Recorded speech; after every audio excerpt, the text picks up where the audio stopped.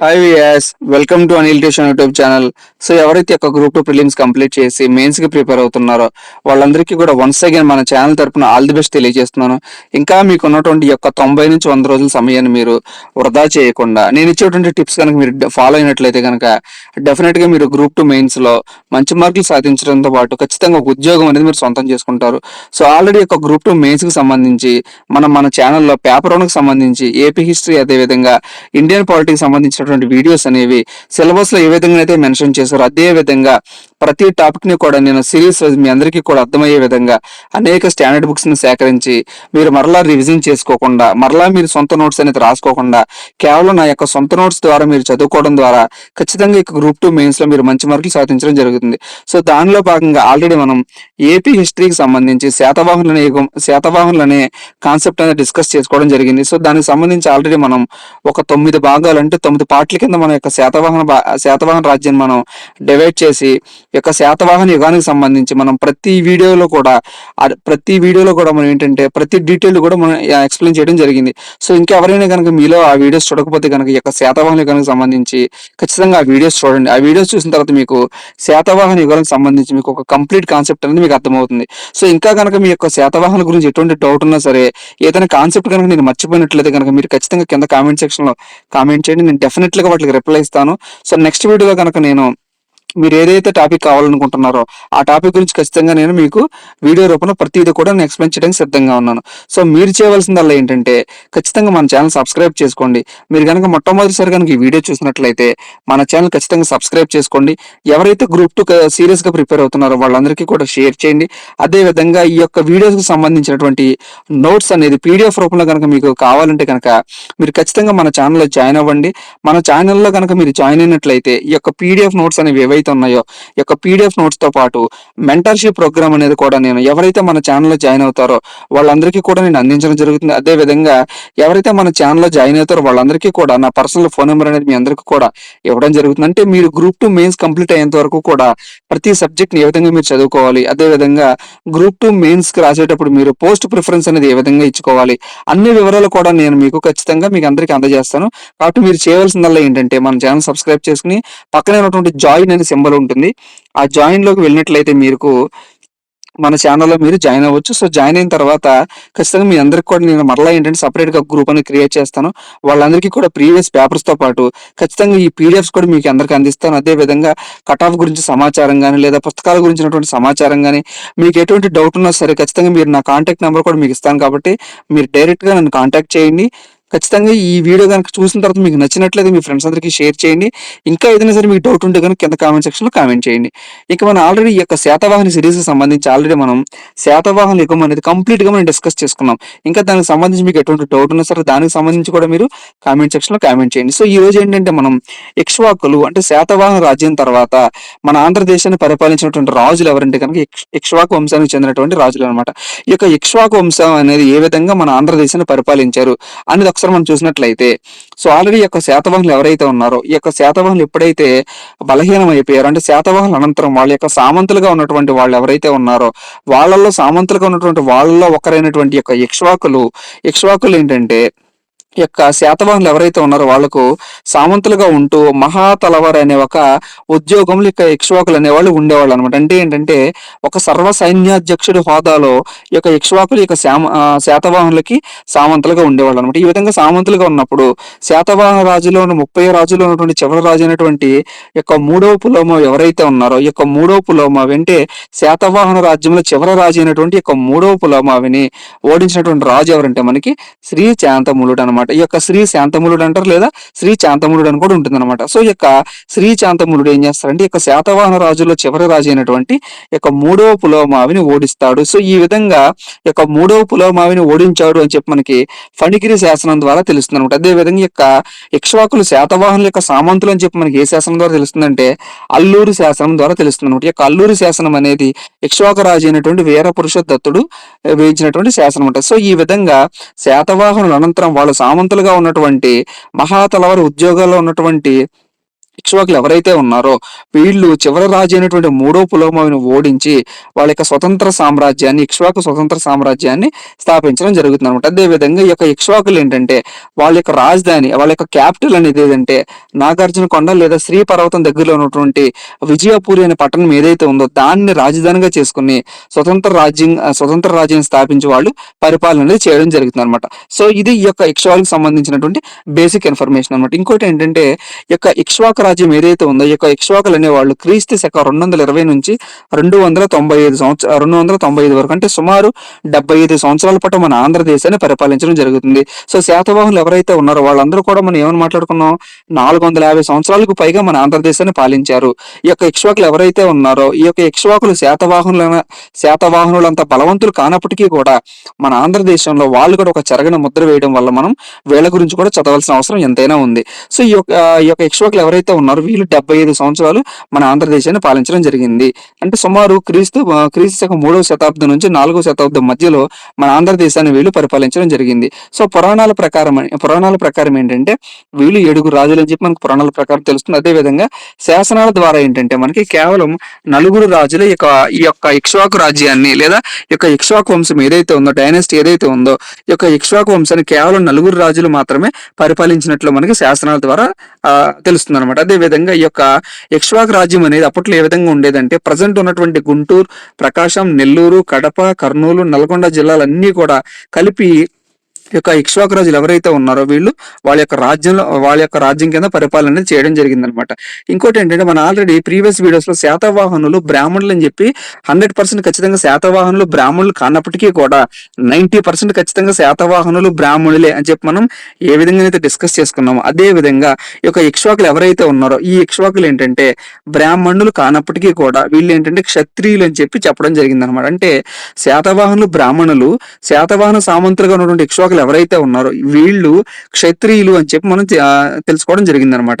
ఇంకొకటి ఏంటంటే ఇక్కడ ఉన్నటువంటి శాతవాహనులు ఎవరైతే ఉన్నారో వీళ్ళు వైదిక మతాన్ని ప్రోత్సహించడం జరిగింది. అంటే వైదిక మతంలో భాగంగా ఉన్నటువంటి హిందూ మతం ఏదైతే ఉందో ఆ హిందూ మతం లేదా వైదిక మతాన్ని యొక్క శాతవాహన రాజులు వాళ్ళు ఆదరించడం జరిగింది. అదే విధంగా ఈ యొక్క ఇక్ష్వాకులు ఎవరైతే ఉన్నారో వీళ్ళు వాళ్ళ యొక్క సామంతులు కాబట్టి వీళ్ళు కూడా వాళ్ళ యొక్క మతాన్ని, అంటే వైదిక మతం ఏదైతే ఉందో లేదా హిందూ మతం ఏదైతే ఉందో వాళ్ళు కూడా ఈ యొక్క మతాన్ని ఈ యొక్క ఇక్ష్వాకులు అనే వాళ్ళు అవలంబించడం జరిగింది అనమాట. ఇంకొకటి ఏంటంటే ఈ యొక్క ఇక్ష్వాకులు అసలు ఎక్కడి నుంచి వచ్చారు, మన ఆల్రెడీ శాతవాహనులు అనే వాళ్ళు జన్మస్థలం ఏదైనా మనం ఏ విధంగా అయితే డిస్కస్ చేసుకున్నామో అదే విధంగా ఈ యొక్క ఇక్ష్వాకులు అనే వాళ్ళు వీళ్ళు మెయిన్ ఎక్కడి నుంచి వచ్చారంటే మనం ఆల్రెడీ వేదాల్లో చూసినట్లయితే, అంటే వేదాలు అనేవి జరిగినప్పుడు వేదాలు రచించినప్పుడు ఏంటంటే మనకి పురాణాలు అనేవి కూడా వేదాల తర్వాత ఎప్పుడైతే పురాణాలనేవి కూడా రచించడం జరిగిందో అదే సమయంలో మనకి ఉత్తర భారతదేశంలో ఇక్ష్వాకు అనే రాజు అనే తెగలు ఉండేవాళ్ళు అనమాట. అంటే నార్త్ ఇండియా సైడ్ నుంచి మనకి సౌత్ ఇండియా సైడ్ కి వచ్చినటువంటి రాజులు ఎవరంటే కనుక మనకి ఈ యొక్క ఇక్ష్వాకు రాజులు అనమాట. అదే విధంగా ఈ యొక్క ఇక్ష్వాకులు క్షత్రియులు అని చెప్పి మనకి ఏ విధంగా అర్థమవుతుంది అంటే ఆర్జీ భండార్కర్ అనే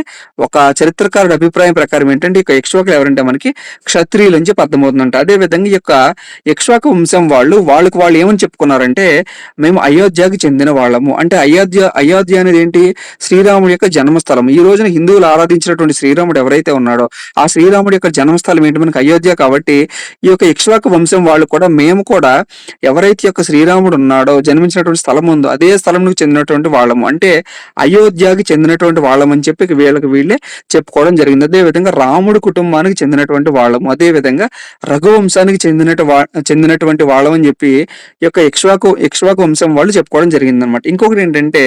ఇంకొక అభిప్రాయం ఏంటంటే ఇక్షు అంటే ఏంటంటే చెరకు అనమాట. మనం ఫస్ట్ దాంట్లోనేమో ఇక్ష్వాకులు క్షత్రియులు అని చెప్పింది ఎవరంటే మనకి ఆర్జీ భండార్కర్. అదే విధంగా ఈ యొక్క ఇక్షు అంటే ఏంటంటే చెరకు అని అర్థం అనమాట. చెరకు అని చెప్పి అర్థం అంటే చెరుకు పంట ఈ రోజుల్లో మన ఆంధ్రప్రదేశ్ లో ఏ విధంగా చెరుకు పంట అనేది విరివిగా పండిస్తున్నారో అదే విధంగా ఈ యొక్క ఇక్షు అనే పదానికి అర్థం ఏంటంటే మనకి చెరుకు అనమాట. ఈ యొక్క చెరుకు అనేది అప్పట్లో ఆంధ్రదేశంలో ఏంటంటే కృష్ణా నదిలో ఈ పరివాహక ప్రాంతం ఏదైతే ఉందో దాని చుట్టూరు కూడా ఏంటంటే ఈ యొక్క చెరుకు అనేది ఎక్కువగా పండించడం జరిగింది అనమాట. సో అదే విధంగా ఈ యొక్క ఇక్షు అనే పదానికి అర్థం ఏంటంటే మనకి చెరుకు అనే అర్థం అనేది వస్తుంది అనమాట. అంటే ఈ యొక్క ఇక్ష్వాకు రాజులు ఎవరైతే ఉన్నారో, ఈ యొక్క తెగ ఏదైతే ఉందో వాళ్ళు ఈ యొక్క చెరుకు గడని వాళ్ళ యొక్క చిహ్నంగా చేసుకొని, వాళ్ళ యొక్క రాజ్యాన్ని చిహ్నంగా చేసుకొని వాళ్ళు పాలించారని చెప్పి మనకి ఎవరు చెప్పారంటే మనకి బిఎస్ఎల్ హనుమంతరావు. అంటే ఈరోజు మనం ఆంధ్రప్రదేశ్ హిస్టరీకి సంబంధించి ఏదైతే బుక్ ఫాలో అవుతున్నామో దాని యొక్క ఆధార్ అయినటువంటి బిఎస్ఎల్ హనుమంతరావు అనే చరిత్రకారుని అభిప్రాయం ప్రకారం ఏంటంటే, చెరుకుని అంటే ఈ యొక్క చెరకు పంట ఏదైతే అక్కడ విరివిగా పండుతుందో, ఈ యొక్క చెరుకుని వాళ్ళు తమ తెగకు చెందినటువంటి చిహ్నంగా చేసుకుని వాళ్ళు పరిపాలించాలని చెప్పి మనకి ఏ విధంగా తెలుస్తుందంటే, ఈ యొక్క బిఎస్ఎల్ హనుమంతరావు గారి చరిత్రకారుని అభిప్రాయం ప్రకారం ఏంటంటే, ఈ యొక్క చెరకుని వాళ్ళు రాజచిహ్నంగా చేసుకుని పరిపాలించారని చెప్పి మనకు అర్థమవుతుంది అనమాట.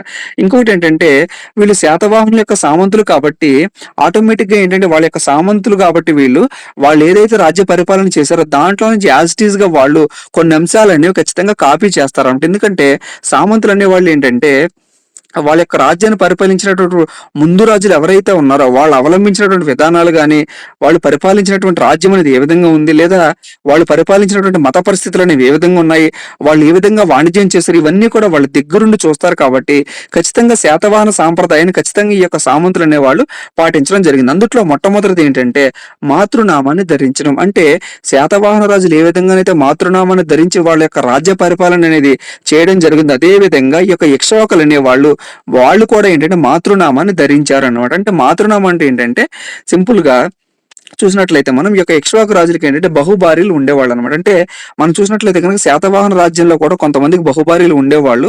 ఇక్కడ ఇక్ష్వాకు వంశంలో కూడా ఏంటంటే కొంతమంది రాజులకి బహుభార్యలు ఉండేవాళ్ళు అనమాట. అంటే ఏ భార్య కొడుకు గొప్పవాడో తెలుసుకోవడానికి మనకి వాళ్ళు ఏం చేసేవాళ్ళు అంటే, ఆ భార్య యొక్క లేదా ఆ పుత్రుడు ఆ కొడుకు ఎవరైతే ఉన్నారో వాళ్ళ తల్లి యొక్క నామాన్ని ఈ యొక్క కొడుకు పేరుతో పెట్టుకోవడం జరిగిందనమాట. అంటే ఫర్ ఎగ్జాంపుల్ మనకి శాతవాహన రాజ్యంలో చూసినట్లయితే మనకి గౌతమి పుత్ర శాతకర్ణి ఒక గొప్ప రాజు అని చెప్పి మనం ఆల్రెడీ డిస్కస్ చేసుకున్నాం కదా. అంటే శాతవాహన రాజ్యం మొత్తం మొత్తం మొత్తం మీద కూడా ఏంటంటే మనకి ఈ యొక్క గౌతమిపుత్ర శాతకర్ణి ఎవరైతే ఉన్నాడో ఈ యొక్క గౌతమిపుత్ర శాతకర్ణి మనకి గొప్ప రాజు అని చెప్పి ఆల్రెడీ మనం ఈ యొక్క శాతవాహన రాజ్యం గురించి డిస్కస్ చేసుకున్నప్పుడు ఆల్రెడీ మనం చదువుకున్నాం కదా. అంటే ఈ యొక్క గౌతమి ఎవరు, ఈ యొక్క శాతకర్ణి యొక్క తల్లి అన్నమాట. అంటే శాతకర్ణి అనే వాళ్ళు చాలా మంది ఉన్నారు. అంటే మొదటి శాతకర్ణి ఉన్నాడు, రెండవ శాతకర్ణి ఉన్నాడు, అదే విధంగా మనకి శాతకర్ణి వాళ్ళు అనేక మంది ఉన్నప్పటికీ కూడా ఈ శాతకర్ణికి ముందు మనకి యొక్క తల్లి పేరు పెట్టడం వల్ల గౌతమి పుత్ర శాతకర్ణి అంటే గౌతమి యొక్క పుత్రుడు ఎవరు, యొక్క శాతకర్ణి అనమాట. అంటే ఈ విధంగా గౌతమి పుత్ర శాతకర్ణి అని చెప్పి అతని పేరు పెట్టడం వల్ల ఏంటంటే అతను ఎవరు కొడుకు, అదే విధంగా అతను సాధించినటువంటి విజయాలు అనేవి ఈజీగా తెలుసుకోవడానికి మన స్కోప్ ఉంటుంది. కాబట్టి అదే విధంగా ఇక్కడ ఉన్నటువంటి ఇక్ష్వాకులు ఎవరైతే ఉన్నారో వాళ్ళు కూడా ఏంటంటే మాతృనామాన్ని ధరించడం జరిగింది అనమాట. అంటే ఏ భార్య కొడుకు గొప్పవాడో, అనేక మంది భార్యలు ఉంటారు, అందుట్లో చాలా మంది భార్యలు ఉన్నప్పుడు కూడా ఏదో ఒక భార్య కొడుకు మాత్రమే గొప్పగా రాజ్య పరిపాలన చేయడం జరుగుతుంది. కాబట్టి ఆ కొడుకు పేరు తెలుసుకోవడానికి మనకి యొక్క మాతృనామాన్ని వాళ్ళు ధరించడం జరిగింది అనమాట. సో అదే విధంగా ఏ విధంగా అయితే శాతవాహనులు మాతృనామాన్ని ధరించారో ఇక్కడ ఉన్నటువంటి ఇక్ష్వాకులు కూడా ఏంటంటే మాతృనామాన్ని ధరించడం జరిగింది అనమాట. వాళ్ళలో ఎవరంటే first of all Shri Vasishthiputra శాంతములుడు లేదా వాసిష్ఠి పుత్ర శాంతములుడు అని చెప్పి అంటారు అనమాట. అంటే ఏంటంటే ఈ శాంతములుడు ఎవరు కొడుకు అంటే, పుత్ర అంటే ఏంటి కొడుకు, ఎవరు కొడుకు అంటే వాసిష్ఠి అనే ఆవిడ ఏంటంటే వీళ్ళ యొక్క తల్లి అనమాట. అంటే ఈ తల్లి యొక్క పుత్రుడు ఎవరంటే మనకి శాంతములుడు. సో ఇదే విధంగా వాళ్ళ యొక్క మౌర్య అంటే ఈ శాతవాహనుల యొక్క సాంప్రదాయాన్ని కూడా వీళ్ళు కొనసాగించడం జరిగింది. ఇంకోటి ఏంటంటే మనకి మాధురి పుత్ర వీర పురుషోదత్తుడు అని చెప్పి మనం ఆల్రెడీ నెక్స్ట్ రానున్న వీడియోస్ లో మనం ఆల్రెడీ రాజకీయ చరిత్ర చదువుకున్నప్పుడు మనం ఈ యొక్క వీర పురుషోదత్తుడు గురించి, అదే విధంగా శాంతములుడు గురించి కూడా మనం డిస్కస్ చేసుకుందాం. సో ఫస్ట్ ఆఫ్ ఆల్ ఏంటంటే ఈ యొక్క మాధురి పుత్ర వీర పురుషోదత్తుడు ఏంటంటే, వీర పురుషోదత్తుడు యొక్క తల్లి ఎవరంటే మాధురి అనమాట. అంటే ఈ విధంగా వాళ్ళ యొక్క సాంప్రదాయాన్ని కొనసాగించడం జరిగింది. ఇంకోటి ఏంటంటే బట్టికాదేవి యెహువల శాంతములుడు. అంటే యెహువల శాంతములుడు యొక్క తల్లి ఎవరంటే బట్టికాదేవి. ఈ విధంగా వాళ్ళ యొక్క సాంప్రదాయాన్ని వీళ్ళు కొనసాగించడం జరిగింది. ఇంకోటి ఏంటంటే రాజభాష. అంటే శాతవాహనుల యొక్క రాజభాష అనేది ప్రాకృతం అనేది వాళ్ళ యొక్క రాజభాష కింద శాతవాహన రాజ్యంలో ఉన్న రాజులందరూ కూడా ప్రాకృతాన్ని కొనసాగించడం జరిగింది.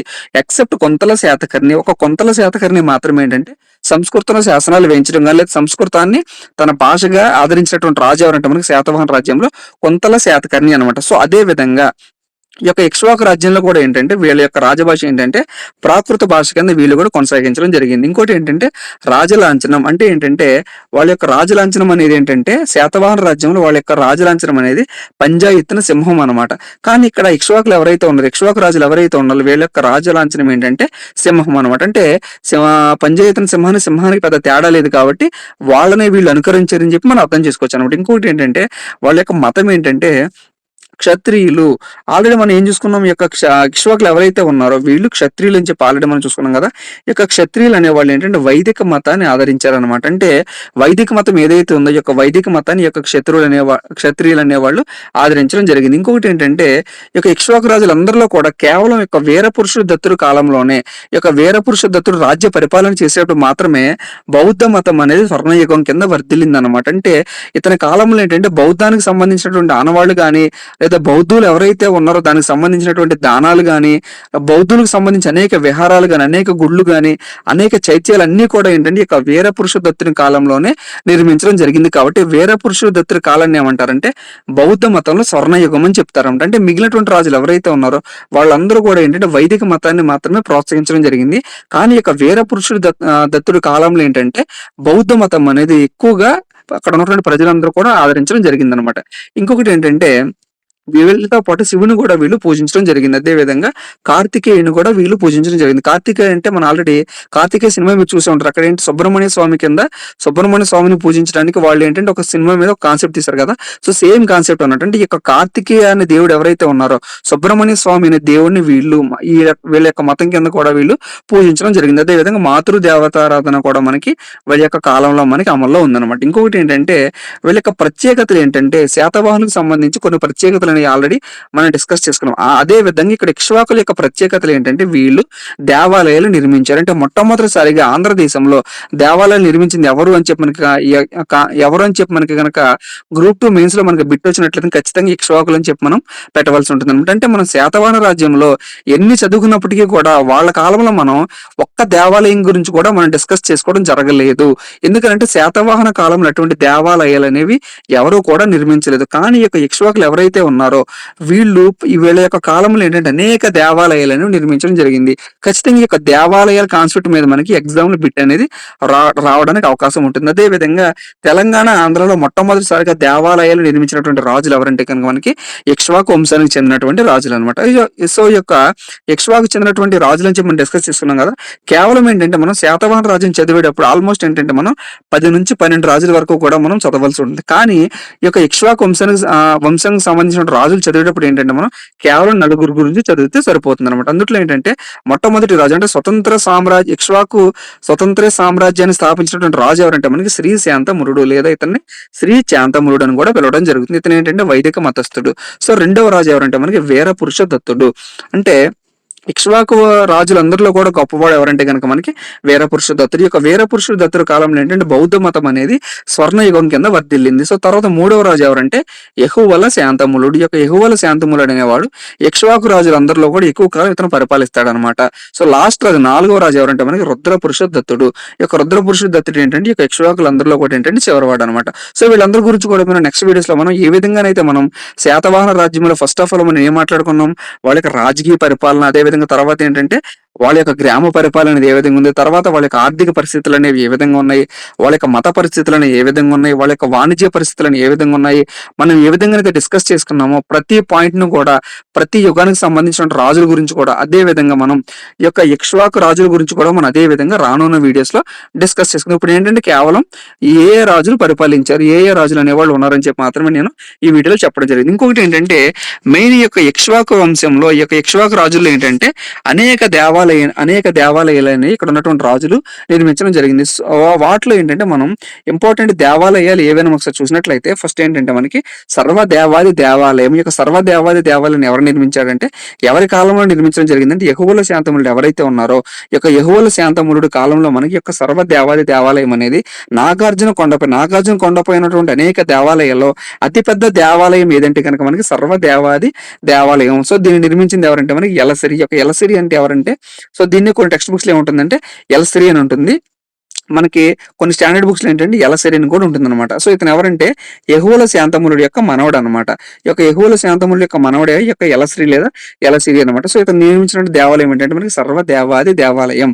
సో ఇతనికి గుర్తుగా ఏంటంటే యెహోవా శాంతములుడు ఇతని పేరు మీద ఏలేశ్వర దేవాలయం చెప్పి ఇతను కూడా ఏంటంటే అతని గుర్తు కింద ఏలేశ్వర దేవాలయం కూడా నిర్మించడం జరిగింది. ఇంకోటి ఏంటంటే పుష్పభద్రస్వామి ఆలయం. ఈ యొక్క పుష్పభద్రస్వామి ఆలయం ఎవరు నిర్మిస్తారంటే వీరపురుష దత్తుడు. సో వీపు ఏంటంటే వీరపురుష దత్తుడు. ఈ యొక్క వీరపురుష దత్తుడు కాలంలో మండలంలో మనకి ఈ యొక్క పుష్పభద్ర స్వామి ఆలయం అనేది నిర్మించడం జరుగుతుంది. ఇంకోటి ఏంటంటే very very important, Ashtabhuja Narayana Swamy దేవాలయం.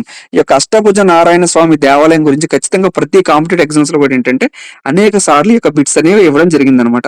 సో ఈ యొక్క అష్టభుజ నారాయణ స్వామి దేవాలయం అనేది ఏంటంటే అభిరరాజు అప్పట్లో ఏంటంటే ఈ యొక్క చుట్టులు ఎవరైతే పరిపాలిస్తున్నారో అంటే సామంతులుగా ఉన్నటువంటి రాజులు అనేవాళ్ళు కొన్ని వాళ్ళ వంశ పేరు వాళ్ళ యొక్క వంశం యొక్క పేరు అనేది కొన్ని పేర్లని పెట్టుకోవడం జరిగింది. సో ఏ విధంగా అయితే ఇక ఇక్ష్వాకు వంశాన్ని వాళ్ళు ఇక్ష్వాకు వంశాన్ని పెట్టుకున్నారో అదే విధంగా ఇక శాతవాహన రాజ్యాన్ని పరిపాలించినటువంటి సామంతుల్లో ఒక సామంతులైనటువంటి చుట్టులు ఎవరైతే ఉన్నారో ఈ యొక్క చుట్టులను పరిపాలిస్తున్నటువంటి అభిరరాజు అంటే వసుసేనుడి సేనాడి అయినటువంటి శివసేనుడు ఎవరైతే ఉన్నాడో ఈ యొక్క శివసేనుడు ఏం చేస్తారంటే యెహోవా శాంతములుడితో యుద్ధం అనేది చేయడం జరుగుతుంది అనమాట.